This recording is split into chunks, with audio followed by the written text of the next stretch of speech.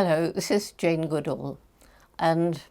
I want to talk about something really exciting. Over the past year, thanks to the contributions and the support of the Phillips Foundation, the Don Hanson Charitable Foundation, the Monarchy Foundation, and the Goodall Foundation,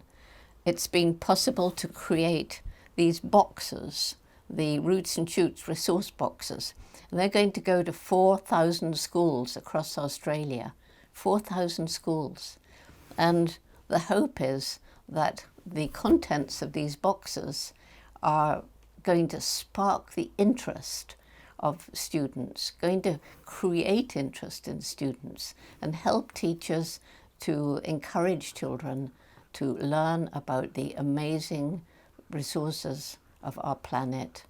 and discover about the animals and the plants before it's too late,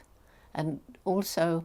help them to take action to improve the world and make it a better place.